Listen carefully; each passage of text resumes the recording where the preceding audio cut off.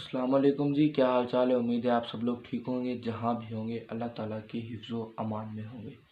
तो जी आज का व्लॉग करते हैं शुरू। आज व्लॉग तो नहीं है, ऐसे ही एक वीडियो बना रहा हूँ। मैंने कहा क्यों ना आमने सामने बैठ के थोड़ी सी बात कर लें। तो मैंने कुछ मौजू लिख लिए हैं जिस पे हम बात करेंगे। तो मौजू है, ख्वाब आपके हैं तो उन्हें पूरा भी आपने करना है। मतलब कि इधर मैं हूँ, अब मैं एक दिन सो गया और मैंने ख्वाब देखा कि यार क्यों ना मेरे पास बड़ी बड़ी गाड़ियाँ हों।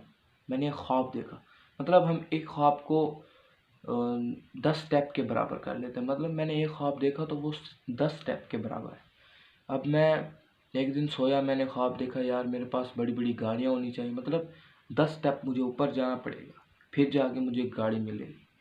अब मैं सुबह उठा, मैंने उस ख्वाब को पूरा करने के लिए कोशिश ही नहीं की।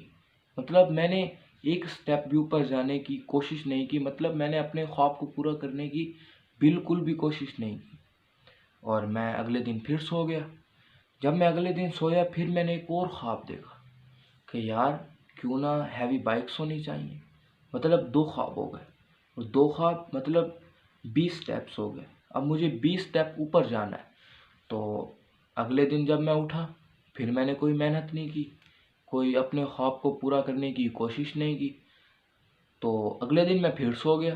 तीसरे दिन फिर मैंने एक और ख्वाब देखा कि यार क्यों ना बड़ा कारोबार होना चाहिए। जैसे कि हर कोई सोचता है यार अपना बहुत बड़ा कारोबार हो, हम बैठ के खाएं। मतलब मैंने एक ख्वाब देखा यार क्यों ना मेरे पास एक बहुत बड़ा कारोबार होना चाहिए। मतलब 3 ख्वाब हो गए, 30 स्टेप मुझे ऊपर जाना है। अब अगले दिन मैं उठा, मैंने हमेशा की तरह फिर कोई मेहनत नहीं की, कोशिश ही नहीं की। अपने ख्वाब को पूरा करने की कोशिश ही नहीं की। मतलब 30 स्टेप मुझे ऊपर जाना था, मैं एक स्टेप तक भी नहीं गया। अगले दिन फिर सो गया। फिर मैंने एक और ख्वाब देखा कि यार हमारे बड़े बड़े घर होने चाहिए। और अगले दिन फिर उठा, फिर मैंने कोई काम नहीं किया। मतलब मैंने 4 ख्वाब देखे, 40 स्टेप मुझे ऊपर जाना है, मैंने कोई काम नहीं किया, कोई मेहनत भी नहीं की। यार ख्वाब आपके हैं तो उन्हें पूरा भी आप ही करेंगे। कुछ वालिदैन ऐसे होते हैं जो अपने बेटे के ख्वाब को पूरा कर सकते हैं। हर वालिदैन अपने बेटे के ख्वाब को पूरा नहीं कर सकता। ख्वाब अगर आप देखेंगे तो उन्हें पूरा भी आप ही करेंगे। आपके ख्वाब आपका भाई, आपका बाप, आपकी बहन आपको कोई पूरा करके नहीं देगा। आपका ख्वाब आपको पूरा करना होगा। तो आप उसके लिए मेहनत ही नहीं करेंगे तो कैसे ख्वाब पूरे होंगे यार। मतलब मिसाल देता हूँ, एक 4 दोस्त साथ खड़े हैं, मतलब साथ हैं। जैसे कहीं पे जाते हैं तो साथ होते हैं। 3 दोस्त अमीर हैं, एक थोड़ा गरीब है। एक के पास आईफोन है 13 प्रो मैक्स जो नया आया हुआ है, और दूसरे के पास एक बहुत बड़ी गाड़ी है, फॉर्च्यूनर, BMW, लैम्बोर्गिनी, बहुत बड़ी। मतलब उसके पास एक गाड़ी है। तीसरे के पास एक बहुत बड़ मतलब उसके पास हैवी बाइक है। और जो गरीब है उसके पास एक नोकिया का छोटा सा मोबाइल है। अब मैं ये और इन तीनों ने जो जिनके पास गाड़ी है, मोबाइल है और बाइक है, उन्होंने जो चीज़ ली है वो अपने वालिद के पैसों से ली है। और जिसके पास एक नोकिया का मोबाइल है उसने वो अपनी मेहनत से लिया। तो मैं ये कहता हूँ कि वो एक नोकिया जिसके पास एक नोकिया का मोबाइल है ना, वो उन सब से 1000 दर्जे बेहतर है। क्योंकि उसने मेहनत की है, उसे पता है कि मेहनत अब किसे कहते हैं। मतलब उसका एक ख्वाब है, उसने 40 स्टेप ऊपर जाना है ना, तो उसने पहले 2 स्टेप पे पाँव रख दिए। मतलब वो 2 स्टेप ऊपर चला गया। मतलब हमने 4 फ्लोर ऊपर जाना है तो हम नीचे खड़ के एक ऐसा जंप तो नहीं लगाएंगे कि हम 4 फ्लोर डायरेक्ट ऊपर चले जाएं। तो हम आहिस्ता आहिस्ता हम स्टेप बाय स्टेप ऊपर जाएंगे। तो जिसके पास नोकिया का मोबाइल है वो स्टेप बाय स्टेप ऊपर गया है और अब उसे पता है एक दिन आएगा वो अपने ख्वाब को पूरा कर लेगा। जब वो अपने ख्वाब को पूरा कर लेगा तो उसे मेहनत का पता होगा कि मेहनत किसे कहते हैं। वो अपने ख्वाब को खुद पूरा करेगा। और जब वो जो 3 होंगे, हमेशा वो अपने वालिद के पैसे से नई ज़िंदगी गुजार सकते। एक वक्त आएगा जब उन्हें भी मेहनत करनी पड़ेगी, तो उन्हें शुरू से करनी पड़ेगी, फिर उन्हें और मुश्किल होगी। मतलब कि ख्वाब आपके हैं ना, तो पूरा भी आप ही करें, तो उस ख्वाब में मज़ा है। मतलब ख्वाब में ना एक होता है, मतलब एक ख्वाब है और एक ख्वाब आपको वालिद पूरा करके देता है, एक ख्वाब आप खुद पूरा करते हैं। और जो आप खुद पूरा करते हैं ना, उस ख्वाब में जो मज़ा है ना, वो आपके जो वालिद साहब पूरा करके देंगे, उस ख्वाब में मज़ा नहीं। एक ख्वाब है और 2 लोग पूरा करके देने वाले, एक आप और एक आपके वालिद साहब। जो आप खुद करेंगे पूरा अपने ख्वाब को, फिर मज़ा है, नहीं तो मज़ा नहीं है भाई। एक और है कि मौजू तो मैं नहीं बताऊंगा, ऐसे ही बात शुरू कर दूंगा कि एक लड़का है, इधर उसकी सारी फैमिली है, मतलब उसके सारे रिश्तेदार इधर आ जाते हैं, रिलेटिव्स सारे इधर आ जाते हैं। इसका कुछ और ख्वाब है, ये कुछ और करना चाहता है। इधर जो है वो कहता है कि ये डॉक्टर बने, इधर जो है वो कहता है कि ये असिस्टेंट कमिश्नर बने, इधर जो है मतलब हर कोई और चाहता है कि ये काम करे, और कहता है कि ये काम करे। लेकिन अगर आप सब लोग ये सोचते हैं ना कि वो ये काम करे, ये करे, ये करे, वो ये बन के दिखाए, तो 1% श्योर है कि वो ये काम कर सकता है। 1% श्योर। अगर एक दिन आप सब लोग मिल के बैठें और पूछें और आपस में फैसला करें कि यार हम इससे तो पूछें ये क्या करना चाहता है, तो जब आप सब लोग उस बैठ के उससे पूछेंगे ना कि तू क्या करना चाहता है, तो जब वो आपको बताएगा मैंने ये काम करना है, तो वो जो आपको काम बताएगा 99% श्योर है वो ये काम कर लेगा। उसको बस एक सपोर्ट चाहिए, उसे सहारा चाहिए। मतलब कि अब आपके वालिद साहब हैं और एक आपके वालिद साहब के दोस्त हैं। इधर आप हैं और इधर आपके वालिद साहब के दोस्त का एक बेटा है, वो डॉक्टर बन रहा है। और अभी आप मिडिल वाली क्लास पढ़ रहे हैं या मैट्रिक कर रहे हैं, एफएससी कर रहे हैं, वो डॉक्टर बन रहा है। मतलब उसे 5-6 महीने पढ़े, वो डॉक्टर बन जाएगा। और अभी आप थोड़ा नीचे हैं, मतलब एफएससी कर रहे हैं। जब आपके वालिद साहब और आपके वालिद साहब के दोस्त आपस में मुलाकात होगी, तो जब आपके वालिद साहब का दोस्त बताएगा कि मेरा बेटा डॉक्टर बन रहा है, तो आपके वालिद साहब ये सोचेंगे यार क्यों ना मेरा बेटा भी डॉक्टर बने। जब मैं सामने बैठूं तो मैं सीना तान के बैठूं, यार मेरा बेटा भी डॉक्टर है। ये हर वालिद चाहता है कि मैं ये करूं, लेकिन उस वक्त एक समझदारी का वक्त होता है। आप जब घर आए, आप अपने बेटे को बुलाएं, उसे कहें कि ये मेरा दोस्त है, तू तो इसे जानता ही है। और होता है कि हर बेटा अपने वालिद साहब के दोस्त को जानता है, कुछ होते हैं जिन्हें नहीं जानता। तो वालिद साहब बोलेंगे तू मेरे दोस्त को तो जानता है, उसका बेटा डॉक्टर बन रहा है। मैं तुझे ये तो नहीं कहूँगा कि तू भी डॉक्टर बन, लेकिन तुझे ये ज़रूर कहूँगा कि यूँ समझ मेरी इज़्ज़त अब तेरे हाथ में है। क्योंकि अगर तू कुछ करके दिखा देगा ना, तो जब मैं उसके पास जाऊँगा ना, तो मेरा सर नीचे नहीं होगा, मैं सीना तान के सर सीधा करके बैठूँगा।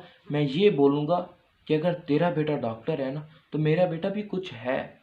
उस वक्त वालिद अगर अपने बेटे को ये बोले कि बेटा मैं नहीं चाहता कि तू डॉक्टर बन, लेकिन मैं ये चाहता हूँ कि तू कुछ ऐसा काम कर कि मेरी इज़्ज़त ना मतलब कि कम हो, उस अपने दोस्त के सामने मैं सीना तान के उसके सामने बैठ सकूं, मैं कुछ बता सकूं कि यार अगर तेरा बेटा डॉक्टर है तो मेरे बेटे के पास भी ये जॉब है, मेरा बेटा भी ये काम कर सकता है। तो एक और आपको मिसाल दे दूं, एक लड़का होता है, मतलब अमीर ख़ानदान से होता है वो, तो पढ़ाई में वो फेल हो जाता है। तो उस वक्त होता है एक, जब बेटा फेल होता है ना, तो वालिद के दिल को ना बहुत ठेस पहुंचती है। मतलब कि वालिद का दिल एक दफ़ा टूट जाता है कि यार मैंने इससे उम्मीदें लगा रखी थी और इसने मेरा दिल तोड़ दिया, इसने मेरा ख्वाब पूरा नहीं किया। तो एक वालिद था जब उसका बेटा फेल हुआ तो वो अमीर ख़ानदान से था, तो उसके वालिद साहब ने उसे कुछ भी नहीं कहा, मतलब कि उसे मारा तक भी नहीं, हाथ भी नहीं लगाया। और उसके वालिद साहब ने अपने बेटे को समझाने के लिए एक मिलाद मुस्तफ़ा सल्लल्लाहु अलैहि वसल्लम एक मुनक्किद करवाई, और मिलाद मुनक्किद हो गई, और मिलाद शुरू हुई। जब ख़त्म हुई तो लोग पूछने लगे उसके वालिद से, कि लड़के के वालिद से पूछने लगे कि आपने ये मिलाद क्यों मुनक्किद करवाई है। लड़के के वालिद ने कहा कि मेरा बेटा फेल हुआ है, मैंने इसी खुशी में मुनक्किद करवाई है। तो सारे लोग हैरान, यार कोई बेटे के फेल होने पे भी मिलाद मुनक्किद करवाता है।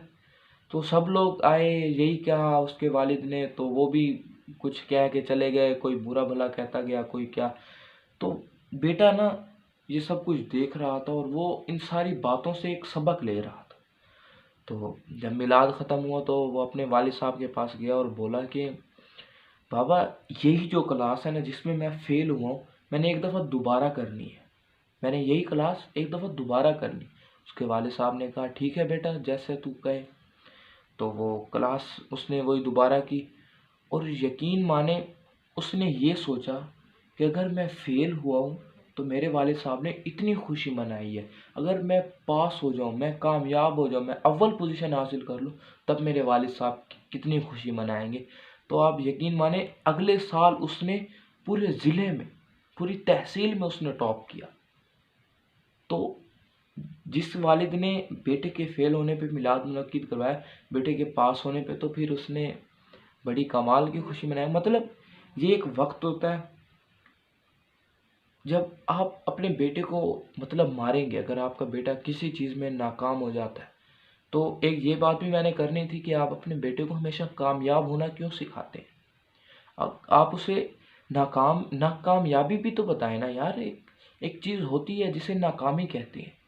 ये मैं आखिर में आपसे बात करूँगा। तो ये बात करनी थी कि आप अपने बेटों को, मतलब अगर वो नाकाम हुआ है तो आप उसे मारते क्यों हैं यार। मुझे पता है उसने आपकी उम्मीद तोड़ी है, उसने आपका दिल तोड़ा है, आपकी बहुत सारी उम्मीदें थी उससे जो उसने तोड़ दी। मतलब अगर उसका किसी एक ऐसी जगह पर जाने का, मतलब पुलिस में वो जाना चाहता है, फौज में जाना चाहता है, अगर आपने उसकी नाकामी पे उसे मारा तो फिर वो फौज में कैसे जा सकता है यार। मतलब उसके बाजू टूट गया, अगर उसकी टांग टूट गई, एक तो वो नाकाम हुआ उसका दुख, एक उसे चोट पहुंची उसका दुख। मतलब यार समझाएं उसे, उसे प्यार से बिठाएं, उसे समझाएं, उसे बोलें कि हम तुझे इस वजह से पढ़ाना चाहते हैं क्योंकि हम चाहते हैं जो वक्त हमने देखा है वो तू ना देखे, इसीलिए हम तुझे पढ़ाना चाहते हैं। ये चीज़ होती है, आप इस तरह समझाएं, आप मारे नहीं। और आखिर में ये बात करनी थी कि आप अपने बेटों को हमेशा कामयाब होना क्यों सिखाते हैं। हर किसी की ज़िंदगी में एक मोमेंट ऐसा आता है जब वो अकेला हो जाता है, मतलब उसके साथ कोई नहीं होता, उस वक्त वो हार जाता है। जब आपने उसे नाकामी ही नहीं सिखाई तो मतलब उस मोमेंट पे जब वो हारेगा तो तब उसे सहारा देने वाला कौन होगा। इस वक्त उसे सहारा देने वाले आप हैं।